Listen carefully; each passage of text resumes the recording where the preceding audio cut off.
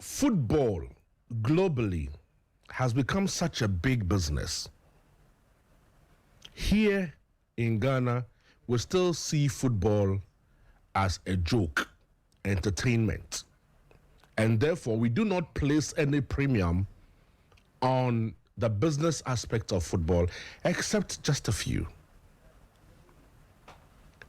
Hooliganism in any part of the world in football is seriously frowned upon.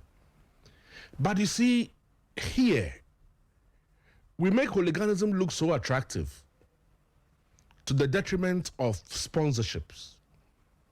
If I have a company, to be honest with you before God and man, if I have a company and I look at the trend and the way football is run in this country, I would like my producers to get me the Otunfo voice again when he spoke to Kofi Adams as to how football is being run. The king sits on his throne and you think he doesn't hear what is going on. Our running of the game is abysmal. Our running of the game is really cosmetic. It's not professional. So I ask myself that if I am an investor, and I was asking Frank Nelson the same question the other day when he was here. George Fosoyin is in the studio with me. He's a former manager at Wafa. We'll talk about some of these things. Still at Wafa, actually. A former PLB member, actually. But the truth is, how will football be attractive to an investor? Because you see, the moment there's violence, the moment there's disorganization of our game, and there are no strict measures for the perpetrators of such crimes, and you just treat it as a normal football matter, it won't go anywhere. Look, a referee was beaten over the weekend because of a penalty that he whistled for. All Blacks and Elmina Sharks. Division 1 here is terrible. Oh. The protection for referees in Division 1, I don't know why anybody would choose to be a referee. Oh yeah. Because you see, I'm not saying the referee was wrong or was right. I don't even want to go look at that first.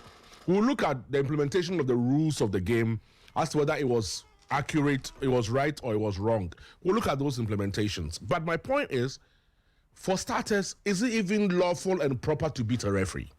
Absolutely not. If you're not happy about something, and you see, because the FA in itself do not put any major sanctions on perpetrators of such crimes, there's so much liberty to undertake them. So much liberty to undertake them.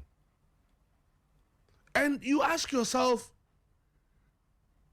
so for those who have done what they did in Elmina and All Blacks, what will happen to them? Would they even be identified in the first place? I hear Pakwesi Ndum says that, look, he's going to pull out of anything football. And I cannot but agree with him. If I'm a businessman and I'm putting my money into football, and these are the things that will happen in football, why would I want? I'll be a philanthropist and just put my money into some charity. Look for some young kids who are struggling with education, create an educational fund, put the money in there, and then help them to go to school and become somebody other than become footballers. Yeah. It is not appetizing at all to put your money in football in this country. It's not appetizing. It's not appetizing at all. The ROIs are even wrong in the first. You don't even get anything in the first place by putting your money into football. What do you get? Nothing. There is no club in Ghana. There is no club in Ghana which makes profit. No club. There is not a single club in this country that makes profit. Who? Which one? Not a single club makes profit. And we have heard club officials tell us this many times. George is here. I will ask him that same question. Whether they make profit at Wafa.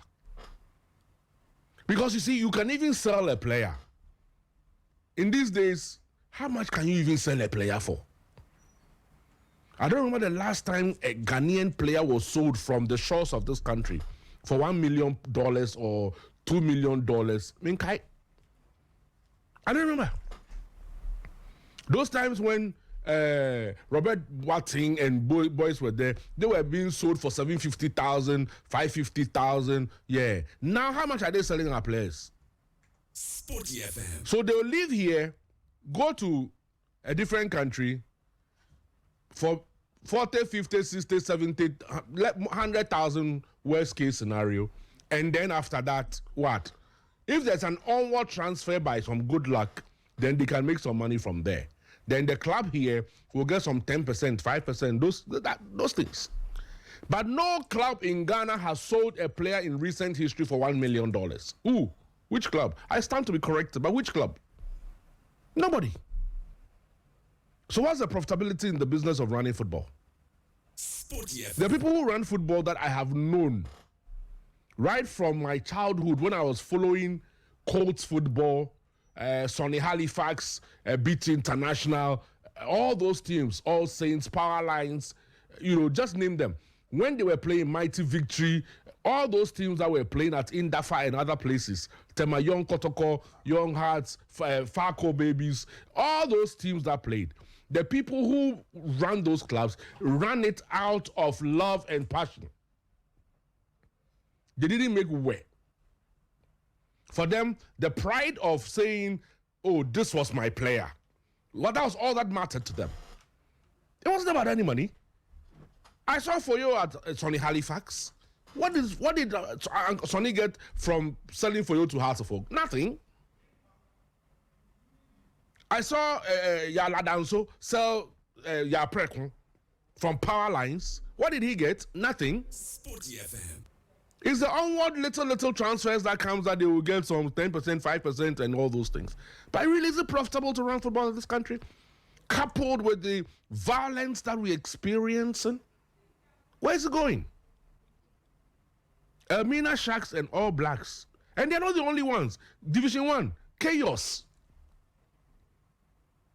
Yet, you would have people with big mouth at the FA throwing all kinds of shades. SportyFM. People sit at the FA and think that they are the only people who know football, and therefore the rest of us are, so to speak, dumb. So when you hear Odro Safo and co speak about football, you don't even want to put your money back into football. SportyFM. When you hear Odro Safo, my own brother Odro Safo, when you hear the kind of things they spew out sometimes in football, you ask yourself, what the heck are these people doing in football? What are they doing in football? Throwing jabs here and there. Meanwhile, the product you are managing is so to speak, for lack of a better word, rubbish. SportyFM. So where are we going with our football? Where are we going with our football? Otumfo said something when Kofi Adams went to see him. Is it ready?